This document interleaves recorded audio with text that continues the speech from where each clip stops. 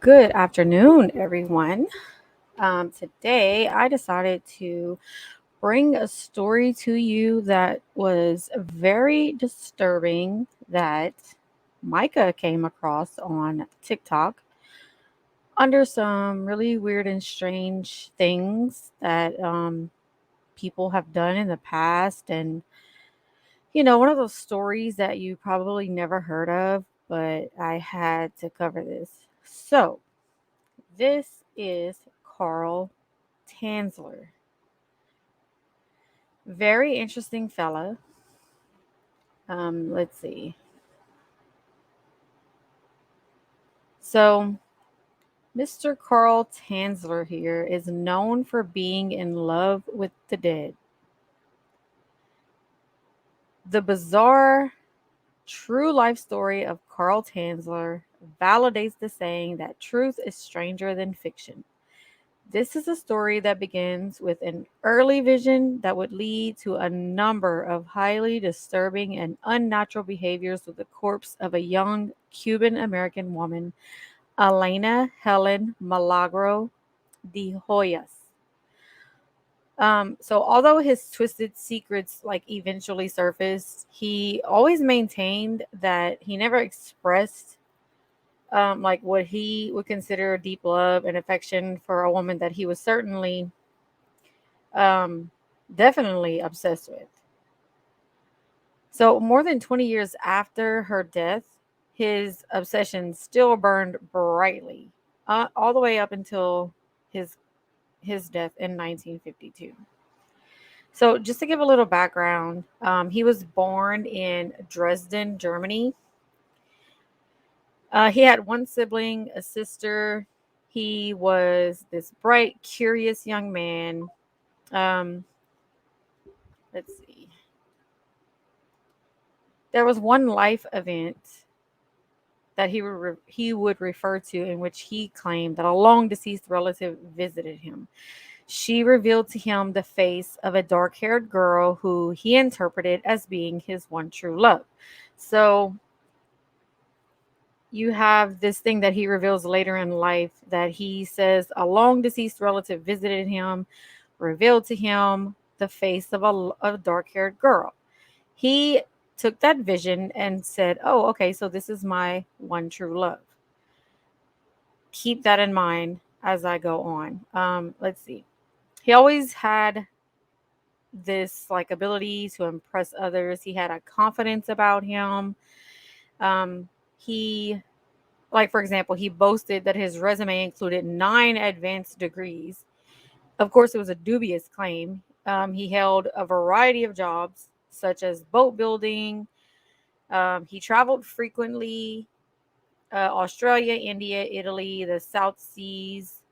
While he was in Australia, World War One broke out, and because he was a German citizen, they forced him into a concentration camp.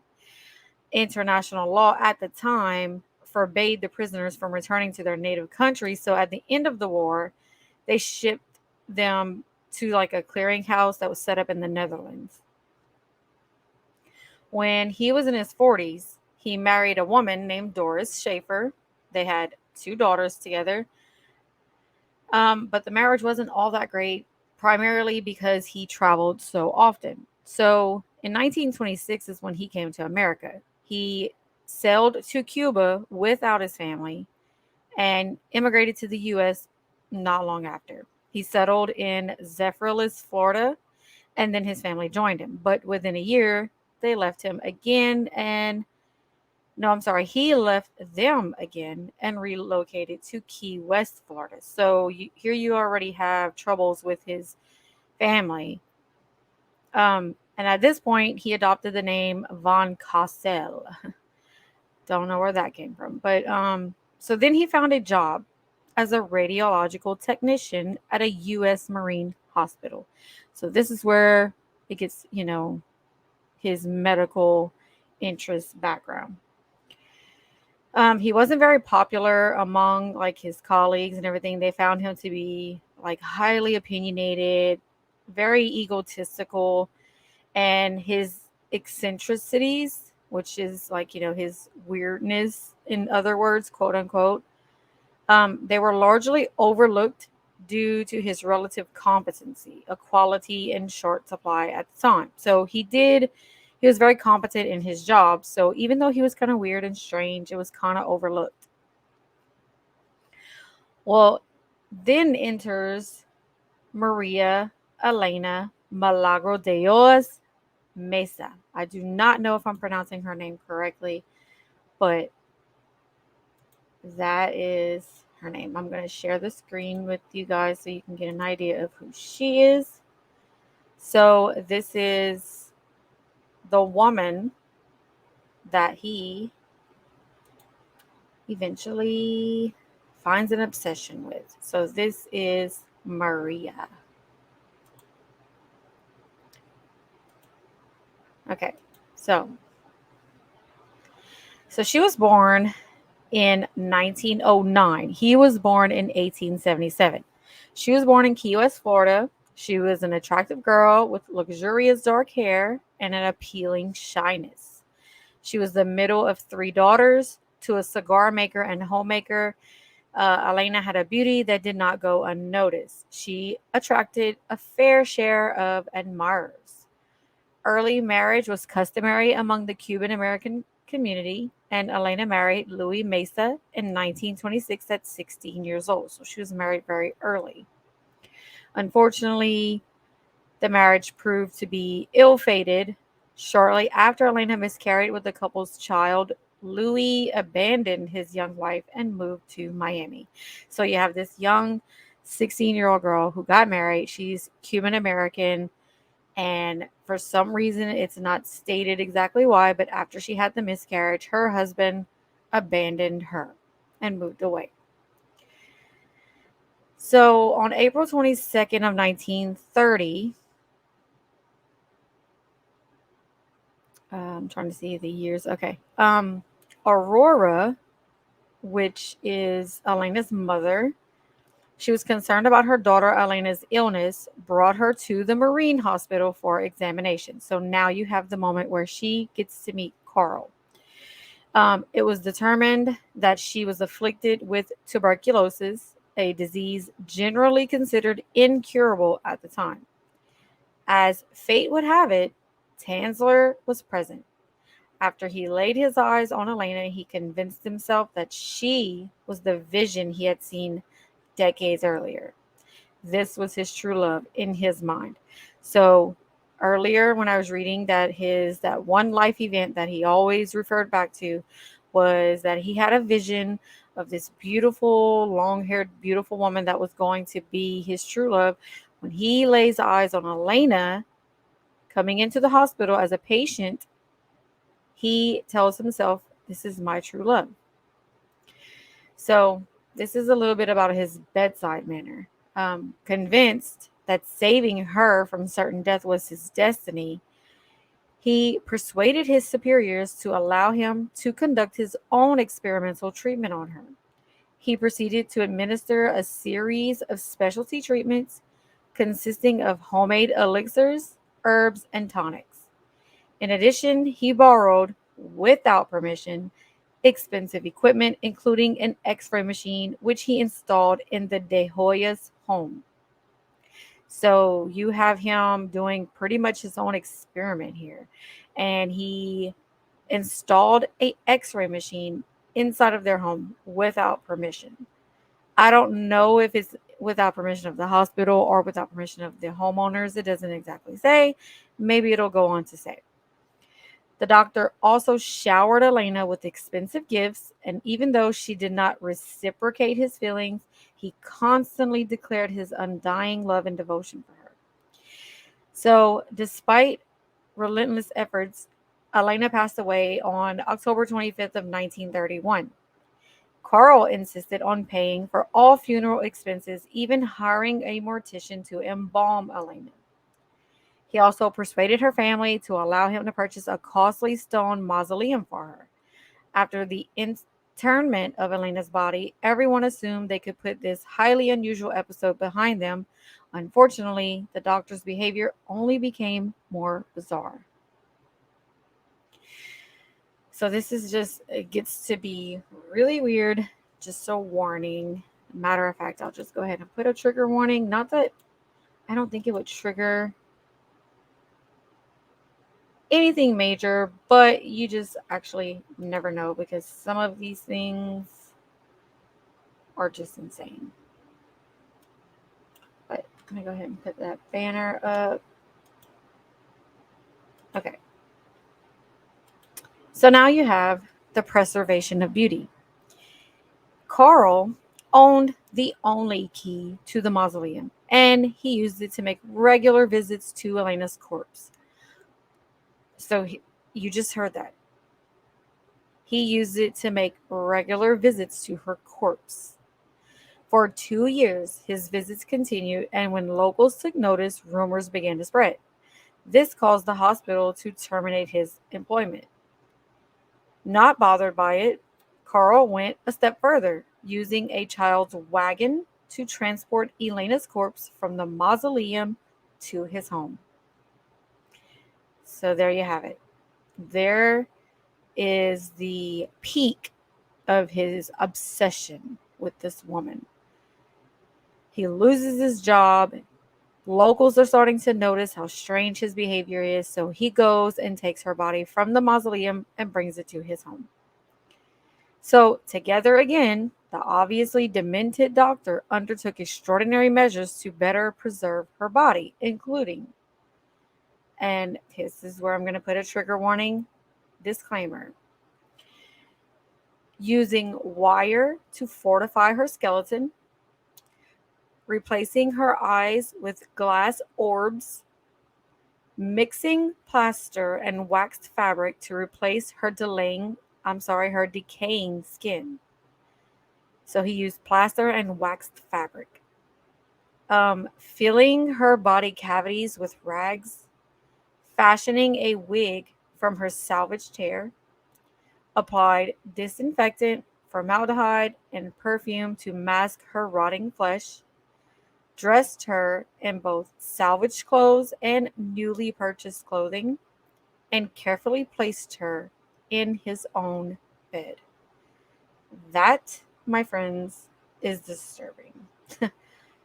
Very disturbing.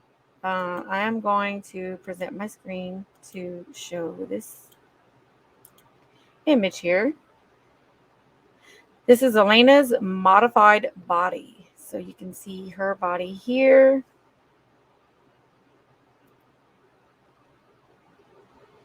It's just so weird. Let me see if I can find. Yeah, so there's others that look equally as creepy. Let me see if I can.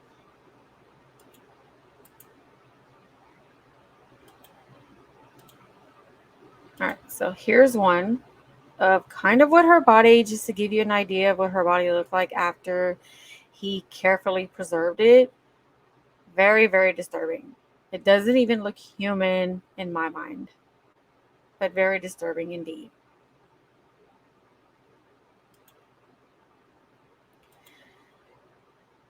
Okay, so this behavior continued for nearly 7 years. Meanwhile, the disturbing rumors continued throughout the community. People were observing him dancing with a giant doll. They also said that he was building an airplane in which he planned to fly himself and Elena to the stratosphere to quote unquote rejuvenate her. Additionally, people suspected that he was sleeping with her corpse. Authorities suspected necrophilia. Subsequent examinations appeared to have confirmed it. Oh, that is so disturbing.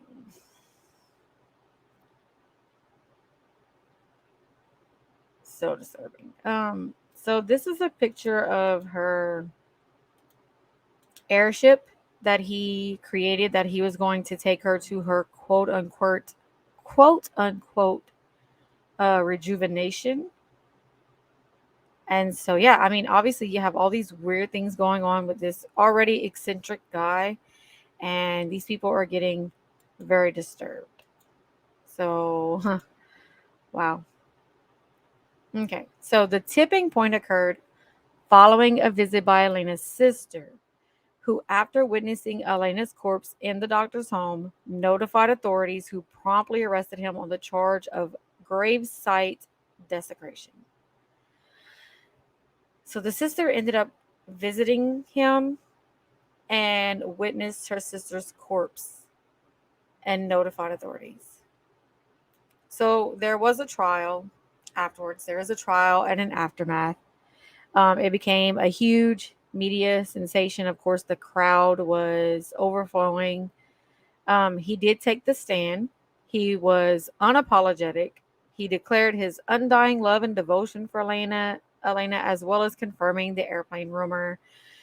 Unfortunately for the prosecution, the statute of limitations had expired on the Mad Doctor's crime, and the courts dropped all charges.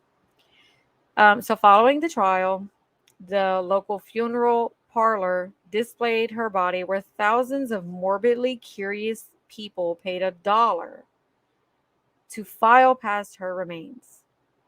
That is insane to me. They were able to put her body on display for curious people to walk by and have this vision for $1. After this sideshow, her family buried her in an unmarked grave, and Elena finally received the peace that she deserved. Carl retreated into anonymity before dying in July of 1952.